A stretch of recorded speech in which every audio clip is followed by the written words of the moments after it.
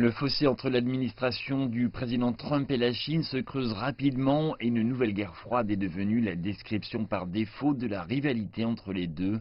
Cela paraît pour certains comme une irrésistible spirale descendante.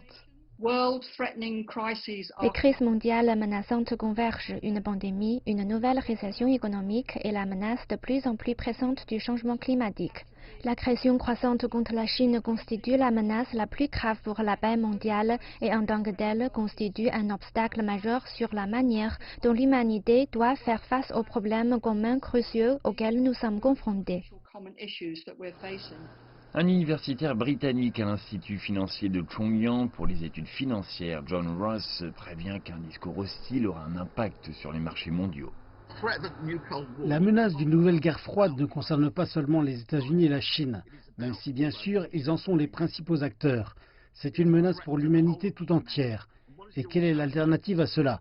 Travailler ensemble et lutter contre la pandémie, s'opposer à la guerre, lutter contre le changement climatique, s'opposer à toute forme de racisme, travailler ensemble pour un développement économique pacifique.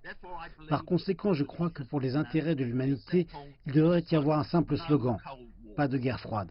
Aux États-Unis même, l'auteur Margaret Kimberley parle d'une propagande de guerre de l'administration Trump. Les Américains n'obtiennent rien de la propagande de guerre de Trump et Joe Biden se surpassent en se vantant de qui sera le plus dur envers la Chine. Cette semaine, nous avons vu le gouvernement américain violer à nouveau la loi et fermer le consulat chinois à Houston, au Texas. De ces commentateurs du centre-gauche, un large accord sur la cause, mais avec peu de conséquences et de coûts pour le commerce mondial.